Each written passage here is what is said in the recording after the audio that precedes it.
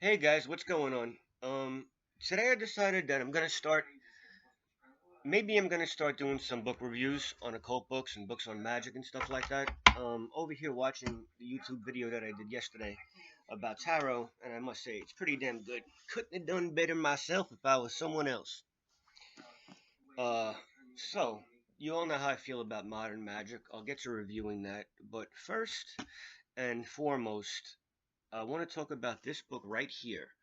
Transcendental Magick, its Doctrine and Ritual, by a wonderful man named Eliphas Levi, translated and introduced by author Edward Waite. Yes, the same Waite that we were talking about yesterday, who created this tarot deck. Uh, Eliphas Levi was a French priest who was defrocked for his beliefs in occultism and everything like that.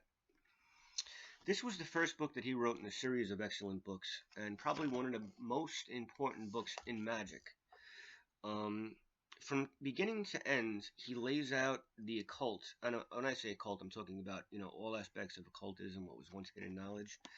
This book was probably written in the 1850s, so a lot of things that we take for granted that we know, as fact, like things in astrology and stuff like that today. Back then, it was magic and hidden knowledge. Only certain people actually studied it. But this book is just so intense and so great, and it's divided into two parts. Let's see. The first, the first part is the Doctrine, which is like an introduction into occultism. There are a few books that I believe every occultist must have. If you have these books, you can know everything you need to know, and pretty much that's really all you need. But of course, we read hundreds over the years. But this book right here, um, Occult, Occult, what is it? The Three Books of Occult Philosophy by Cornelius Agrippa, and Modern Magic by Daniel Michael Craig, Secret Teachings of All Ages by Secret Teachings of All Ages by Manly P. Hall. That's like his masterpiece. That's an excellent book. I can't say enough good things about that book. HP's books are excellent too. I mean, you can't knock her. She might have had some weird things to say, but Hitler and the Nazis based their entire SS on the occult teachings of that book, The Secret Doctrine. Not that that's a good thing, but I'm just saying this book was so powerful and so influential. It turned people's minds. They read it the wrong way, they translated it the wrong way, and they made it something very evil. But a lot of people don't realize. You could look all over YouTube. I mean, it's laid out now. Now we know that the occultism, the Holocaust was straight up human sacrifice. They worshipped the devil, they worshipped all kinds of demons, and every Jew that they killed was a human sacrifice. No one could ever answer the question, like history professors, why would they go to such extreme measures?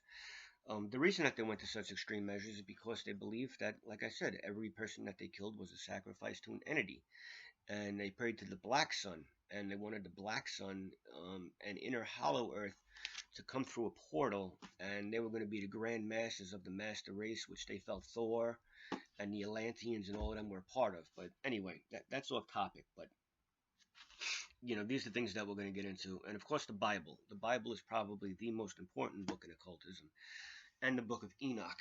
Even this book mentions it probably 500 times, and in different parts. But I have to say, this is one of the most important books. Definitely, it's above Modern Magic and all the modern books. And the author, Eliphas Levi, he's so underrated. Not a lot of people mention him these days, but Aleister Crowley himself loved this man so much that he believed that he was a reincarnation of him. In this book, he starts with his introduction. Then he talks about the candidate, perfect candidate to study the occult sciences, the pillars of the temple. These are the names of the chapters: the Triangle of Solomon, the Tentagram, the Pentagram, the Magical Equilibrium, Realization, the Kabbalah, Necromancy. And when he's talking about necromancy, he's talking about old school fucking black magic necromancy, digging up graves, popping the lock on the graves, and trying to put life into bones. Really fucking crazy. Transmutations. Black Magic, I love that chapter. The Philosopher's Stone, Astrology, Universal Medicine. Now we get another introduction. That's because the second half of the book is a straight up grimoire. It's a book on ritual magic and fucking black as hell. He talks about his first evocation and how he evoked Apollonius, and Apollonius touched his hands, and he said he was so scared because that touch was so painful and so cold. You know, he never wanted to mess with that again. And he talks about the whole process, starving himself for a month before the ritual, and then he went in a room full of mirrors that he made with pentagrams everywhere and so much incense he couldn't breathe. He has excellent illustrations. He tells you how to make and find everything that you're going to need, like your wands. And also, this is the first book that really glorified tarot as the secret doctrine of all ages, as the Book of Hermes itself. 22 majors. He made 22 chapters. He's the first guy to put the Kabbalah and the tarot in the same reference. I have to say he's responsible for modern high magic in every way, shape, or form, because nothing was mentioned to this perspective before this guy. You put him and Cornelius Agrippa together. Agrippa, he gets hated on him. He was a fucking grandmaster. But he was also a grandmaster, a more religious version, you know, in the early days.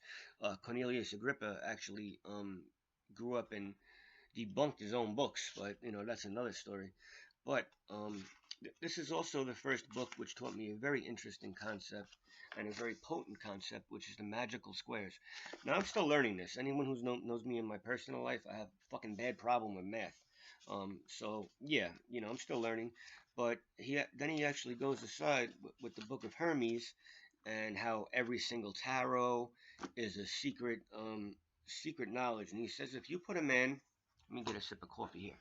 He says if you put a man for several years in a jail cell with nothing but the tarot deck,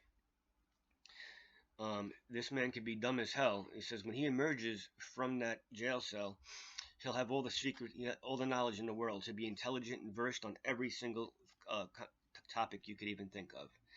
I'm just showing you little pictures of the trumps, you know, the world. When Eliphas Levi looked at this card, he saw 590 different things. I mean, I'm exaggerating, but that's the way this man's mind was working. This book has influenced not only all of Crowley's work, Crowley. It actually was Crowley to rhyme with Crowley, but in America we like to say Crowley. Albert Pike, the great Freemason, was inspired by this man. He wasn't a Freemason, but he knew so much about Masonry. Masonry is mentioned in this book, and he gives some inside information on it. I mean, he gives information. He talks about the Count of Monte Cristo. I mean, there's so many things. He Greek gods, Atlantis, Plato. This book is just so amazing. So much about Jesus and Gnostic Gospels, and he makes everything clear, and you're going to look at the world a whole different way. This is an excellent chapter right here, and this comes from the grimoire section on bewitchments. And, you know, it's in the 1850s, this dude was talking about shit that people wouldn't even talk about, you know, up until recently, without it being so controversial. He talks about women putting menstrual blood in drinks and men dousing drinks with semen, and somebody's footprints on the floor, you stick pins into them, you could hurt them. And he just, you know, tells you a lot of secrets, and he tells the biggest secret of all. This guy was the first one to mention will and willpower, and talked about hoodoo dolls. He really felt very strongly about them, and I love this man so much because two of my favorite practices in occultism is the tarot and working with dolls. I love working with dolls, and I'm very good at working with dolls, and I've done some fucking bad deeds working with dolls. I gotta become wonderful in a good way to work with these dolls so I can get myself a good fucking job and, you know, become a multi-millionaire, and my occult career becomes like, you know, I become E.A. Koetting number 2, although I actually know what the fuck I'm talking about. Nah, I'm just kidding, Eric. You're a good dude.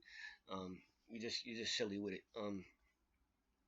But yeah, I mean, this book, I have to give it a 10 out of a 10. It's not only going to teach you about magic and the occult, but you're going to look at religion a lot differently. He brings up religion, Buddhism, Hinduism, and all of their scripts like the Vedas. Like I said, he brings up the Apocryphy. He brings up the Book of Enoch, the Book of Hermes. So much is explained. You're going to learn about talismans, which is excellent. How the world works around the sun, and how everything, including Christianity, is a sun worshipping religion, and how should I say this? All religions are based off one single doctrine that goes back to the beginning. They all connect, and they may all be different and have different names, but it's all the same thing at the end of the day. It breaks down. He even breaks down when everyone in the Bible was turned into swine by Jesus and then fell off the cliff. He brings that, and he matches it up with stories when Circe turned all of Odysseus's boys into pigs, and him, because he was noble and he wouldn't drink from the cup or do what she said, he escaped. And what the point of those stories are, if you're smart and if you're good, you're going to be okay. Negative influences aren't going to be able to influence you and change you into an animal, into a pig.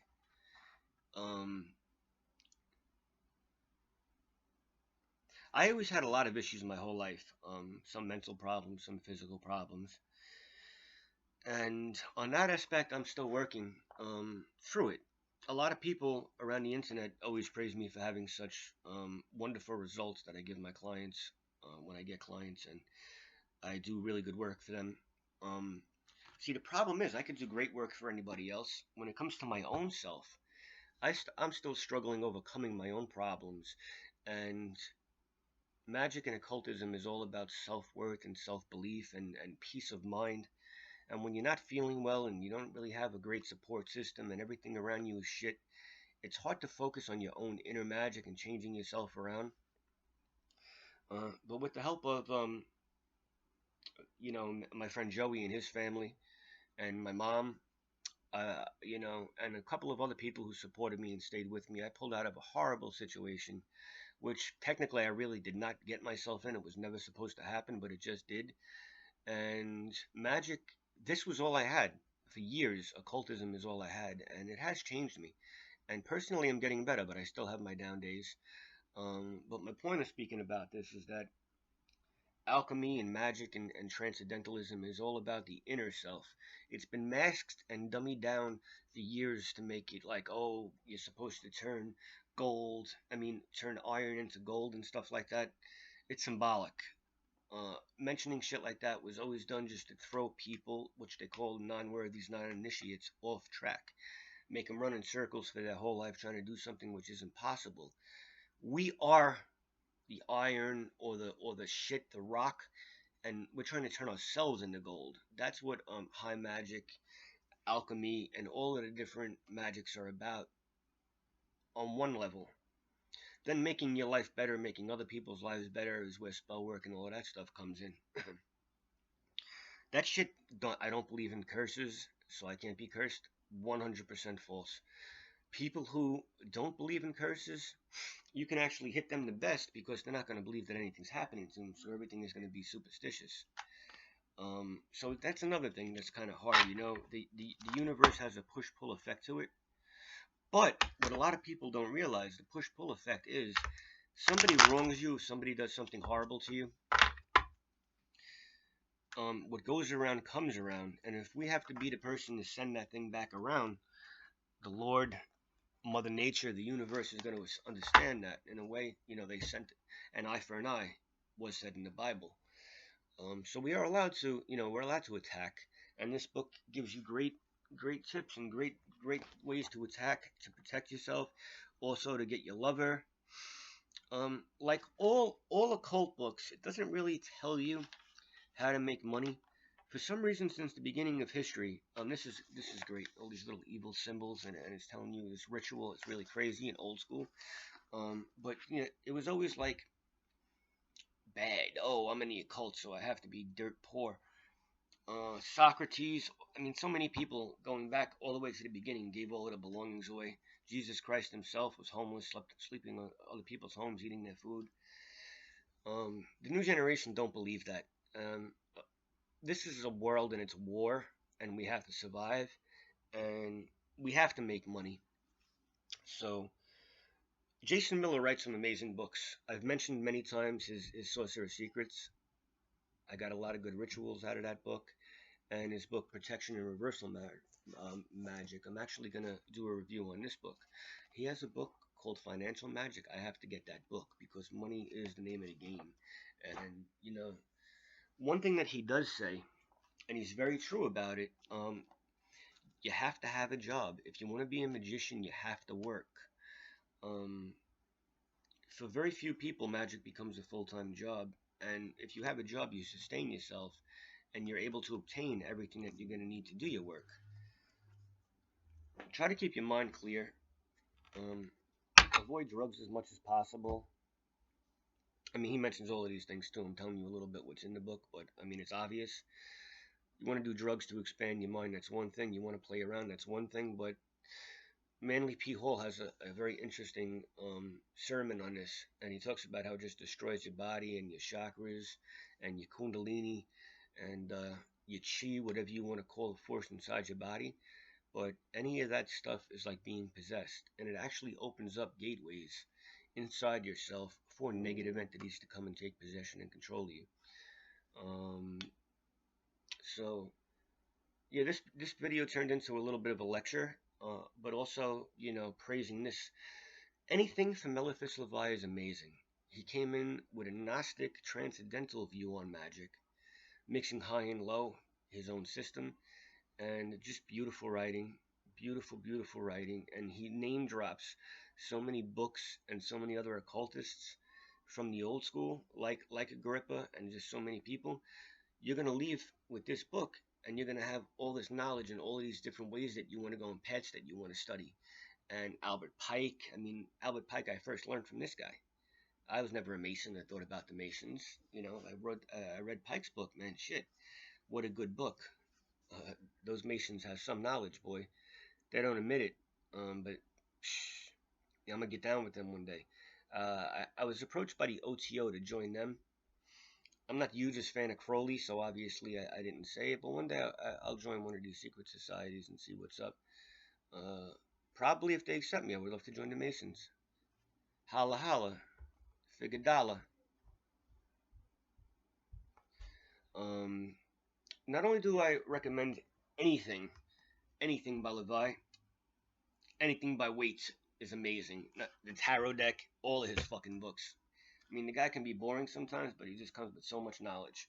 So remember, Transcendental Magick, it's Doctrine and Ritual by Eliphas Levi, translated by A.E. Waite. It's one of the best books on any topic that you're ever going to get. Occultist, non-occultist. I mean, if you're anything in your life, if you're religious, if you're into astrology, if you're into astronomy, if you're into magic, occultism, Satanism, whatever you're into, in here. And the universe itself, it explains so much, and it opens up your eyes to so many different things. It's just a great book. And it's going to make you... Tarot cannot be praised enough with this motherfucking book. So, and yes, folks, it's a dark book. Baphomet. This is the man right here who created this image and made it the major standing figure in Satanism that it is today. This man right here did that. Not Anton LaVey. Anton wrote a great book, but many of his ideas came from Home Slice right here. Alright, I think next time I'm going to come back, and I'm actually going to, a pretty cool topic, how to tell if you've been cursed using the tarot cards. There's 7 or 8 cards that if they show up in a certain way in your reading, the answer will be yes, you do have a curse placed on you most likely. So until next time, peace out.